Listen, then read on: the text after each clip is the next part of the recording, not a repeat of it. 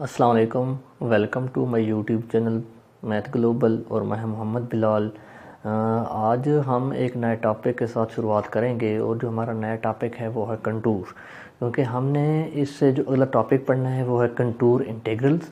उस टॉपिक पे जाने से पहले हमें ये पता होना चाहिए कि कंटूर क्या होता है, उसकी मेन कंसेप्ट क्या होता है, उसके बेसिक जो कंडीशंस हैं वो क्या होती हैं। तो आज हम स्टार्ट करेंगे कंटूर को।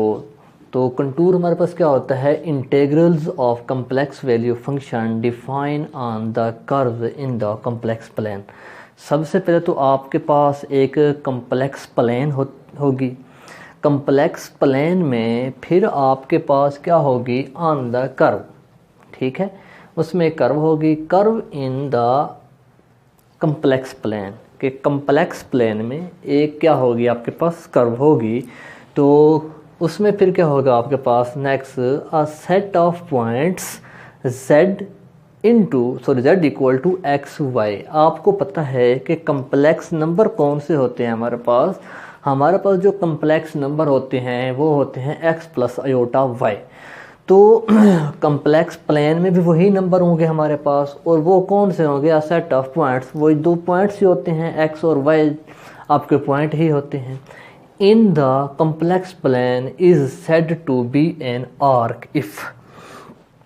अब इसमें जो है ना कुछ डेफिनेशंस हैं जो मैंने नोट्स में आप लोगों को प्रोवाइड की हुई हैं कि आर्क क्या होता है, सिंपल आर्क क्या होता है, सिंपल क्लोज्ड कर्व क्या होता है, स्मूथ कर्व क्या होता है। ये जितनी भी डेफिनेशंस हैं, कुछ 5-6 डेफिनेशंस हैं, ये मैंने नोट्स में जो है ना वो आप लोगों को प्रोवाइड की हुई हैं। ये आप वहाँ से देख सकते हैं कि आर्क क्या होती है, कर्व क्या होती है। ये सारा जो कंसेप्ट है ना वहाँ से आपको क्लियर हो जाएगा। ओके, उसके बाद आर्क इफ़, कि वो कब आर्क बनेगा, ठीक है। आर्क क्या होगा, हमारे पास दो पॉइंट्स के दरमियान जो है ना कुछ डिस्टेंस होगा, कुछ फासला होगा, ठीक है। तो उसमें फिर जो है ना, देखें मैं दोबारा यहाँ से रिपीट कर रहा हूँ कि अ सेट ऑफ पॉइंट्स, कि आपके पास पॉइंट्स होंगे दो, एक होगा x का, दूसरा होगा y का, तो वो हमारे पास क्या हो जाएगा, एक सेट होगा, ठीक है। Set of points z equal to x y in the complex plane is said to be an arc if. और हमारे पास वो दो कौन से पॉइंट्स होंगे, एक होगा x का जो किस में होगा, in the function of t होगा, फिर दूसरा होगा y equal to y of two in function of t होगा। और जो है ना हमारे पास क्या होगा, जो t होगा वो होगा a less than equal to t less than equal to b। ये t की जो है ना बाउंड्री कंडीशंस हैं, ठीक है। फिर इसमें चेक करें कि where x of t and y of t are continuous function of the real parameter. आपको पता है कि ये और ये हमारे पास क्या हैं, दो पैरामीट्रिक इक्वेशंस हैं, ठीक है। इसमें एक वर्ड यूज़ हुआ है कि कॉन्टिन्यूस फंक्शंस। अब ये मैं आपको पहले भी बता चुका हूँ कि कॉन्टिन्यूस फंक्शन क्या हैं। उम्मीद है कि आप लोगों को जो है ना इसके बारे में अच्छे तरीके से पता होगा कि कॉन्टिन्यूस फंक्शन किस फंक्शंस को कहते हैं या किस टाइप के फंक्शंस को कहा जाता है, ठीक है। इसलिए मैं कॉन्टिन्यूस फंक्शन की डिटेल में नहीं जाऊंगा। तो उसमें फिर क्या है, where x of t and y of t are continuous function of the real parameter, कि वो जो हमारा फंक्शन होगा इन दो पॉइंट्स पे वो क्या होगा, कॉन्टिन्यूस फंक्शन होगा। It is convenient to describe the points of c। अब यहाँ पे c हमारा क्या है, c mean contour. Complex analysis में c जहाँ पे भी हम यूज़ करेंगे उस c का मतलब होगा कंटूर। वो कंटूर हमारे पास क्या होती है, एक आर्क होती है या कर्व होती है, ठीक है ना। c bye means of the equations. अब आपको पता है कि हमारे पास जो कम्प्लेक्स नंबर होता है वो क्या होता है, z equal to x plus iota y होता है। हमने यहाँ पे दो पॉइंट्स तो शो कर दिए हैं। वो दो पॉइंट्स क्या हैं, इस तरह हैं कि x equal to x of t, y equal to y of two t. और ये किसके इक्वल हैं, देखें z equal to z of t. अगर ये इन टर्म्स ऑफ t हैं, ये भी इन टर्म्स ऑफ t है, तो जो हमारा z होगा वो भी किस में होगा, इन टर्म्स ऑफ t होगा। ये कोई नंबर 1 है, ये हमारी कोई नंबर 2 है। तो जब हम इसको हम क्या करेंगे, जब इसमें सारी वैल्यूज़ पुट करेंगे x और y की, तो हमारे पास फाइनल टर्म ये आ जाती है। क्योंकि हम जानते हैं हमारे पास सिंपल क्या है, z equal to x plus iota y है। अगर z ऑफ t हो इन टर्म्स ऑफ t, तो उसी लिहाज से जो हमारा x और y होगा वो क्या होगा, x of t plus iota y of t, जो कि हमारे पास ये इक्वेशन नंबर 3 आई हुई है। ठीक है, अब इसमें कुछ कंडीशंस होती हैं। ये तो एक सिंपल सी बात है, लेकिन इसमें कंटूर को समझने के लिए जो है ना 2 कंडीशंस हैं, वो बहुत ही इम्पोर्टेंट कंडीशंस हैं। अगर आपने कंटूर को समझना हो, अगर आपको कोई क्वेश्चन दिया हुआ हो, आपने वहाँ से चेक करना हो कि क्या जो हमारा क्वेश्चन है वो कंटूर है या नहीं है। ये कभी कभार ये पूछा जा सकता है कि जो गिवन डेटा आपको है दिया हुआ वो कंटूर है या नहीं है, तो ये आपको चेक करना होगा।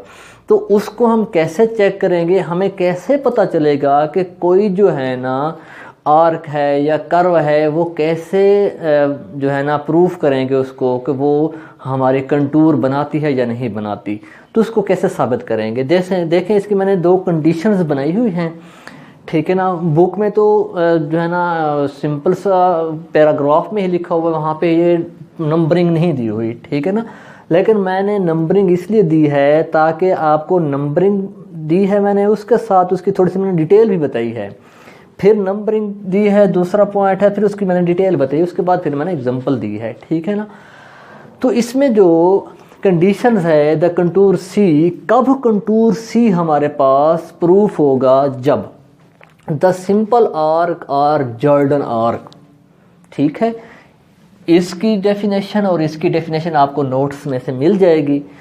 तो अब इसका मैंने यहाँ पे बता दिया है कि इस आर्क का, सिंपल आर्क या जॉर्डन आर्क का मतलब क्या होता है। देखें आप कि if it does not cross itself that is c is the simple.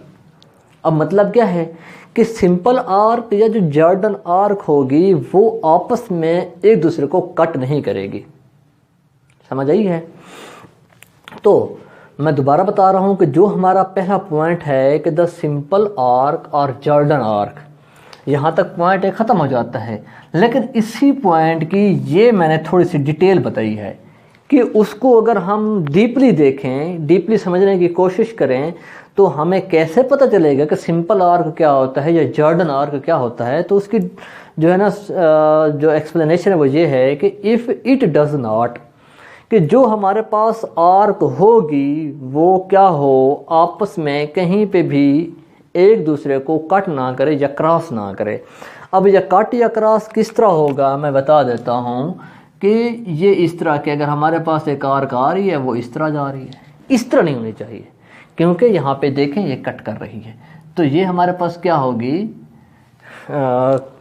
Simple arc नहीं होगी क्योंकि वो आपस में कट कर रही है। लेकिन हमारी क्या है कंडीशन कि if it does not cross itself that is c is the simple if z of t1 does not equal to z of t2 when t1 does not equal to t2। अब देखें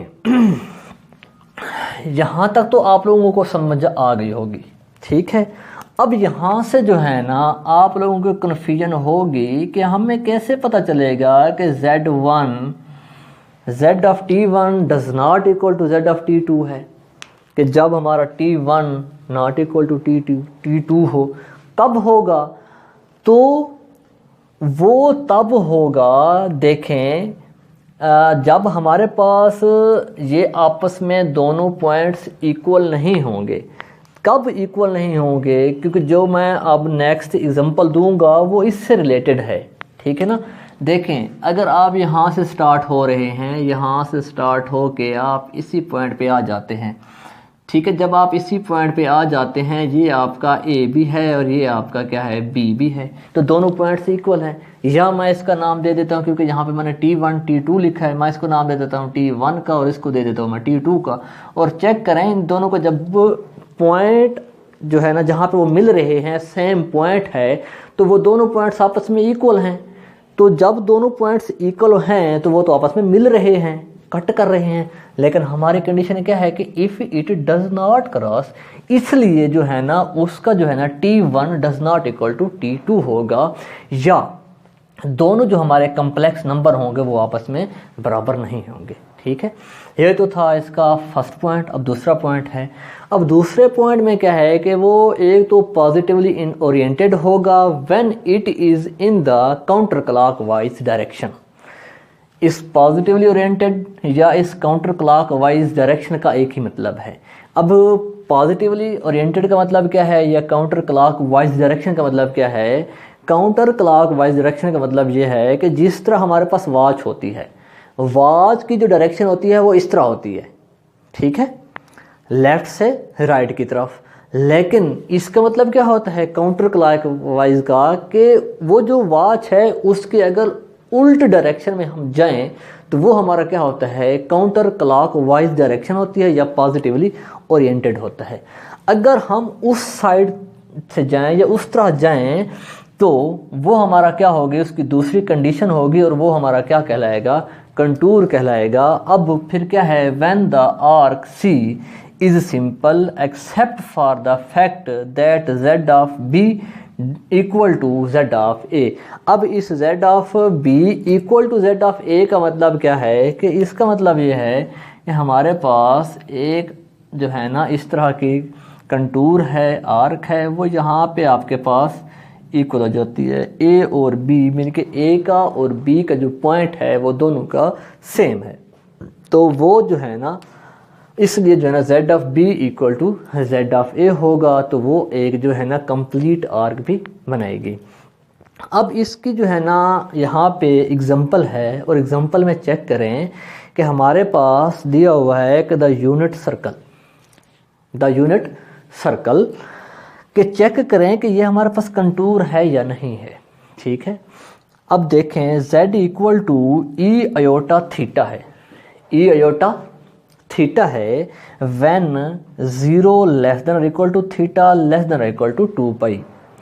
अब आपने क्या करना है, देखें अगर यहाँ पे आप, ठीक है, और आप जब स्टार्ट करते हैं तो कैसे स्टार्ट करते हैं, 0 से पाई, पाई से 2 पाई। ये एक पूरा सर्कल, यहाँ पे भी लिखा हुआ है कि यूनिट सर्कल, वो पूरा एक सर्कल जो है ना फॉर्म करती है। ठीक है, तो ये भी हमारा क्या होगा, एक कंटूर होगा। इसी तरह अगर आप चेक करें कि the arc z equal to e minus iota theta, तो ये भी आपका क्या होगा, कंटूर होगा। क्योंकि ये चेक करें अगर, तो इसकी जो डायरेक्शन है वो क्या है, एक क्लॉकवाइज डायरेक्शन ही है। ठीक है, सॉरी क्लॉकवाइज नहीं, काउंटर क्लॉकवाइज। इसकी क्या डायरेक्शन है, काउंटर क्लॉकवाइज डायरेक्शन ही है। तो अब देखें ना यहाँ पे, जैसे यहाँ पे एग्जांपल दी हुई है, मैंने वही पॉइंट्स लिख दिए हैं। अगर आप इसको थोड़ा सा चेंज कर लें यहाँ पे कि हमारा जो है ना z equal to e minus iota theta है और जो उसके पॉइंट्स हैं वो 0 less than equal to theta less than equal to pi. ठीक है, जिस तरह भी तो कर सकते हैं आप। तो फिर आपका जो कम्प्लेक्स प्लेन बनेगी वो कौन सी बनेगी, हाफ सर्कल बनेगा, और 0 से पाई बनेगा। बेशक हाफ सर्कल बना है, लेकिन आपने किस चीज़ को देखना है कि क्या वो काउंटर क्लॉकवाइज है या नहीं है, पॉजिटिवली ओरिएंटेड है या नहीं है। आपने सिर्फ इसी चीज़ को देखना है। ठीक है, तो ये जो है ना, अगर ये दो कंडीशंस आपको आती हैं, इन दो कंडीशंस का ही यूज़ करके आप साबित कर सकते हैं, आप प्रूफ कर सकते हैं कि कोई जो फंक्शन दिया हुआ है वो हमारा कंटूर कहलाता है या कंटूर नहीं कहलाता। उम्मीद करते हैं कि आपको आज का लेक्चर समझ आया होगा। अगर फिर भी आप लोगों को कोई डाउट या क्वेरी आती है तो आप मेरे साथ कमेंट सेक्शन में डिस्कशन कर सकते हैं। दुआ में याद रखिएगा। अल्लाह हाफ़िज़।